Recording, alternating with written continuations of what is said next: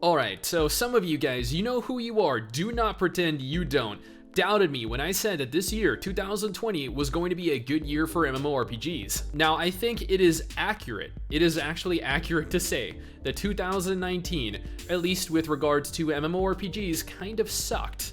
Seriously, it is okay to admit this. We had games like DK Online, Guardians of Ember, Warlords Awakening, games that had all launched in the past and failed, relaunched and attempted to milk gullible gamers by selling them founders packs, having pay-to-win cash shops, or worse. Funny enough, all of those games have shut down or are currently in the process of shutting down, which goes to see something about their longevity. Then we had the cancellation of several highly anticipated titles like Period Chronicles, Dragonhound, Monster Hunter Online, and Dragon's Dogma Online. We all know by this point that Lost Ark probably won't be releasing in the West this year, or the foreseeable future apparently. Ashes of Creation released their Apocalypse Battle Royale in early access and has like 10 people playing it, and yeah, it was a pretty crappy year. A really crappy year. 2020 though, this year looks significantly better in terms of releases. And trust me, I know that people say this every single year. Next year will be different.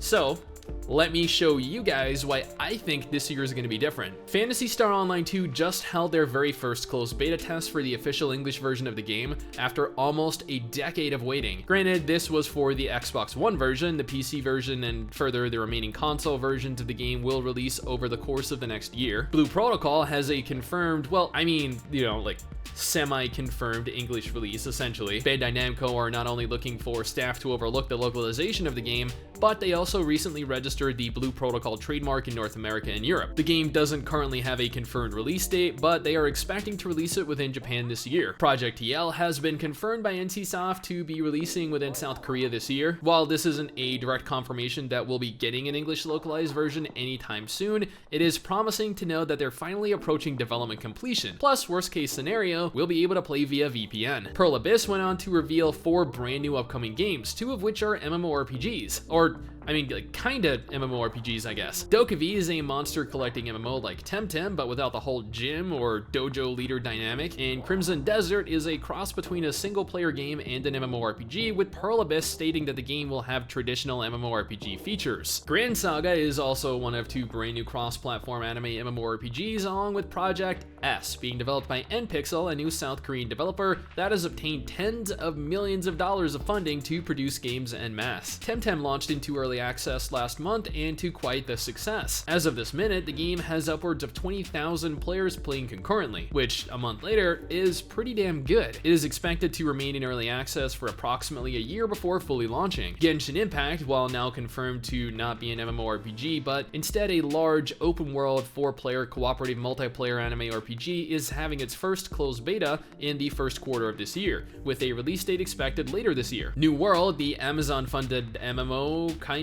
MMORPG, I don't know, I'm still not entirely certain what to label this as, is actually holding a closed beta test in April, with the game fully launching in May 2020. That is right around the corner. Core Punk is a brand new MMORPG announced in December 2019, I believe. The game is essentially going to be Path of Exile or Diablo if they were full MMORPGs. The game is in the process of undergoing internal alpha testing, but they are looking to have closed beta tests for the game available later in the year. Ascent Infinite Realm has undergone beta testing in several countries by this point, but players have been wondering when it's actually going to show its face in the West. Well, closed beta testing in North America looks to be happening this year, so I guess stay tuned for a more specific update in the coming months. Now, I would go ahead and speak a little bit more about indie MMORPGs that I've been following, but I mean, honestly, the games which are what, like Pantheon, Crowfall, Camelot Unchained, Ashes of Creation, and Chronicles of Illyria, there have just been like repeated setbacks, constant delays, and I don't know, I feel like we're not really going to get much in the way of information this year, and we're definitely not going to be seeing them this year, that's for sure. However, I am still nevertheless looking forward to a lot of non-MMO games as well, and I know a lot of you guys are as well. This year is not looking promising just like exclusively for MMOs. League of Maidens should be holding beta tests this year, when specifically is currently unconfirmed, but with how much progress has been made, it'll hopefully be sooner rather than later. Final Fantasy VII Remake is probably the RPG that most of you guys are looking forward to. It's perhaps the most anticipated RPG of the entire year, maybe of the last few years. Square pushed back the release date until April 10th, but if that makes for a more polished experience, I am all for it. And seeing Tifa in all her HD glory,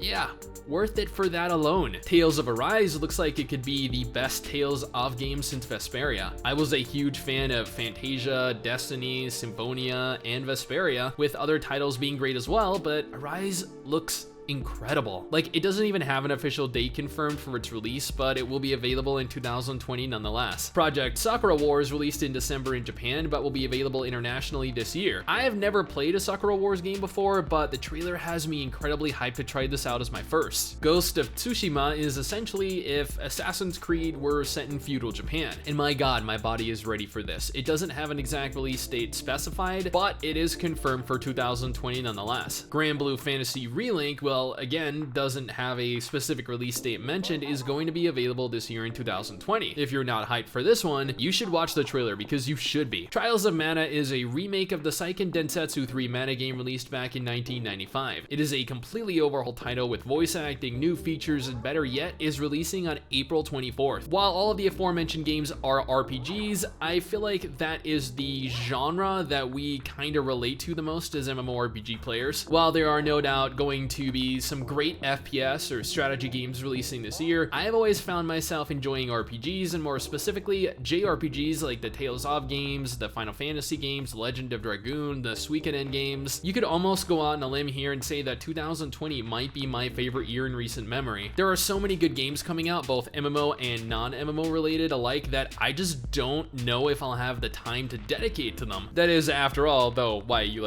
go ahead and you buy the game and then you just kind of leave it sitting there until you ultimately end up going and playing it, right? Or you leave it several months, maybe a year, maybe a couple years, and get it as part of a big bargain sale. While I'm sure that, at least pertaining to the MMOs, some of them will likely stand the test of time and largely appeal to the masses, I'm sure that some will also fail to take off, or employ poor monetization methods that force the game to buckle under the pressure of negative player feedback and reception. Hopefully this year provides some form of excitement for you guys. I'm looking forward to quite a bit. I am a pretty large anime fan, honestly, and I love RPGs and JRPGs specifically, so the combination of so many anime-inspired MMOs and JRPGs has my appetite sufficiently whet. But I do know that anime and furthermore RPGs and JRPGs are not everyone's cup of tea, and thus you may or may not be interested in these games. Thus, I pose a question for all of you guys. Regardless of the games that I am excited for, regardless of the games that I have listed, what are you excited for? Like, what MMOs, what non-MMOs are you looking forward to this year? Not next year,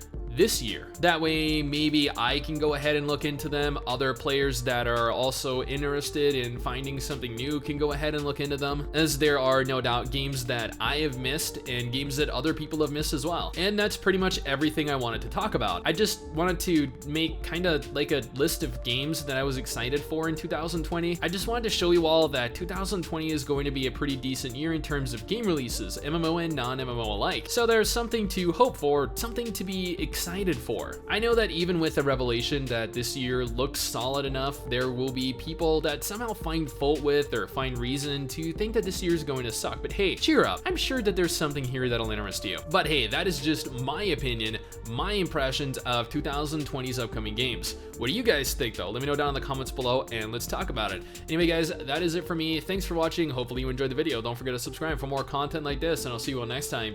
Someday soon I'm gonna make it.